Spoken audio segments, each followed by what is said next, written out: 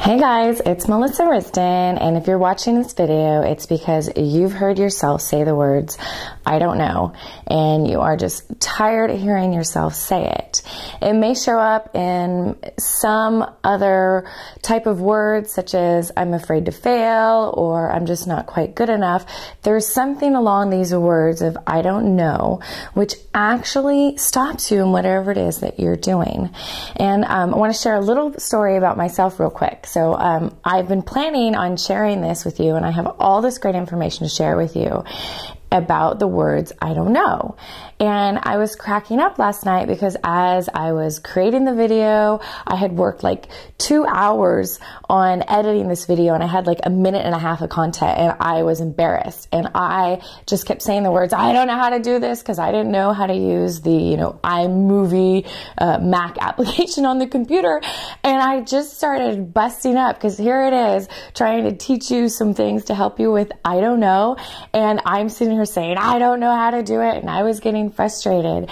And it was such a gift because I realized in the moment exactly what it is that all of us are feeling, because this comes up time and time again. We're doing something new, we're doing something different, and we're just stuck in this frame of I don't know how.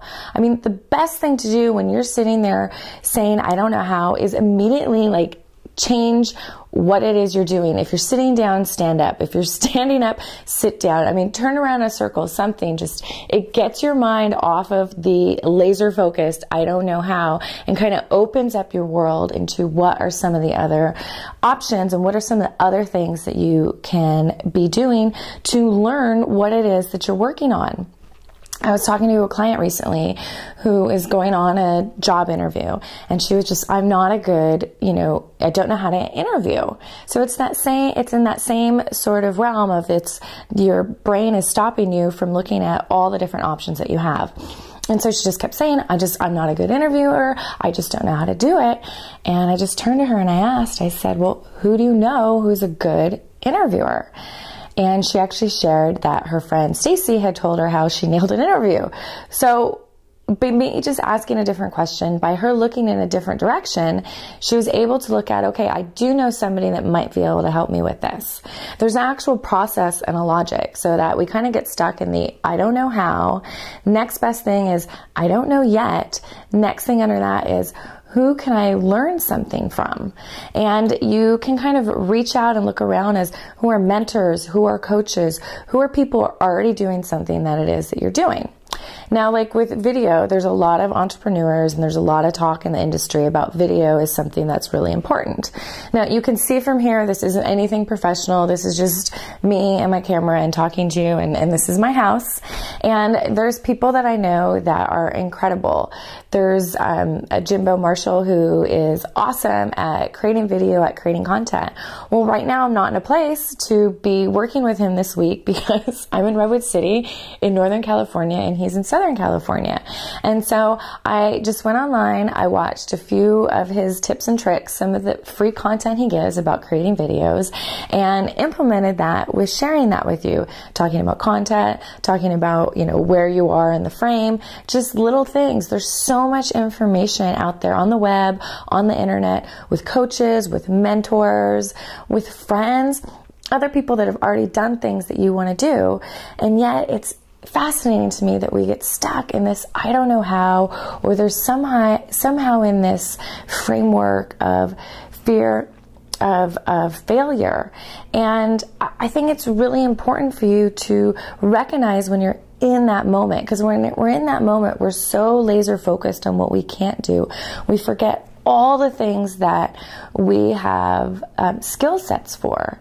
And one of the things that I think a lot of us really forget when we're trying something new, especially when we're creating our new business, whether it's our website, whether it's a speaking engagement, whether it's a video that we're creating, we get so stuck in the logistics of it. All of our energy is up here in our head. And when we're in our head, we can't really see all the things. I keep saying that. We're not really able to embrace our gifts.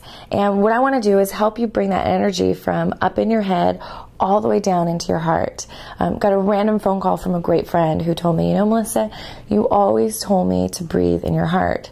And that is such a great thing to do. And when you get stuck in the I don't know hows, or I'm afraid to fail, or I'm just not good enough, when you're in any sort of that language, just put your hands on your heart and just take a breath and settle in, and just bring that energy back down into your body, where you're actually going to find a lot of the answers. It's you're not expected to actually know everything. I don't know if you knew that. it's we come across a new endeavor, and it's like we expect to already know how to do it. And if it's something that you're doing for the very first time, there shouldn't be any expectations of room for failure, because it's the first time that you're doing it. There's the whole metaphor that, you know, the baby, that if once they crawl, if the first time, that's what it is. The first time, if they stood up for the very first time and fell down and never tried again, they'd never learn to walk. I'm sure it's said a little bit more fancier than that, but you understand what I'm saying, is that as babies, it's that constant encouragement. There is no room for failure. You're going to stand up, you're going to fall down, and you're going to move forward, and you're going to learn how to walk. And I want to I want to teach you to give yourself that permission when you're doing a new endeavor. Give yourself the gift of going through the learning cycle. You're not going to do it perfect the first time. And guess what? That is okay. It's okay to screw up. It's okay to, in the sense, fail. I look at everything as a learning experience, is that it's feedback. I was talking to a good friend of mine recently, and she was saying, it's not failure, it's feedback. We've all heard that. And it really is true, is that if you, go out and you do a sales pitch of a new product that you've created and nobody buys it, it's feedback.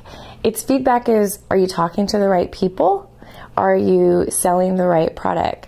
Are you explaining what your product is? You might have the most perfect product, but if you're talking to a group of 50-year-old men who have been in corporate America for 30 years, that might not be your target audience. Your target audience might be a room full of new moms with their first baby. It all kind of depends on where you're at, who you're talking to. So instead of going through this spiral of, oh my God, I failed, or oh, I just don't know how to do it, it's giving yourself permission to kind of move through those steps. I don't know how. Ask yourself then, I don't know how yet. This is something that I want to learn, and who is it that I can learn from? There's tons of people out there that want to help you. They want to help you succeed, and they want to help you change the way that you think about themselves. I'm one of them. I want to help you change the way that you think about themselves and not get stuck in that fear of failure, and not get stuck in the I don't know hows, because I know that that there's something more in life meant for you. There's something bigger. That there's something better. And a lot of times we freeze up in the logistics stuff. And I want you to get into some of the emotions, and in some of the whys that you want to do some of the things that you want to do.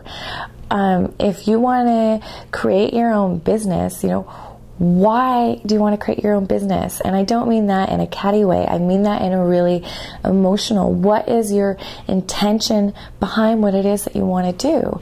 If you want to create a new business and create a new product, we'll stick on the new moms thing. Say maybe you want to help moms figure out how to get a great night's sleep when they have their first baby. There's a reason behind it. Yes, it's to make money. Yes, it's to spread a message. And I think above and beyond, more than anything, it's to help someone. So when you get stuck in the I don't know hows, and you're doing something in your business, or it's a new area of growth for you, just take a step back, breathe in your heart, and welcome in the feelings of the why behind it. What's your intention? What's the greater good? What's the message? And also, if you don't step up, who is it that's your audience that's missing that message, that really, truly, honestly needs to hear it? There's people out there that are starving for the information that you have. You being brilliant in your own right, it's amazing. So, breathe into your heart. Embrace the whys behind you want to do what it is that you want to do, and just take one step at a time. You don't have to do everything at once. It's just one step, little by little, and moving forward. I have a lot more things to share, and obviously only a very short period of time to share it with you. So if you want to find out more from me, if you'd love to work with me directly, you can hop on over to the website, talktomelissa.com. I'd love to hear feedback, questions, comments. You can do all of that on my Facebook page. You can find me at Facebook.com/Melissa Risdon Fan, or you can go directly to the website, Melissa Risdon Fan. It'll route you right over to Facebook. I'd love to hear from you, and look forward to continuing to share my message with you and to encourage you to get out there and share yours.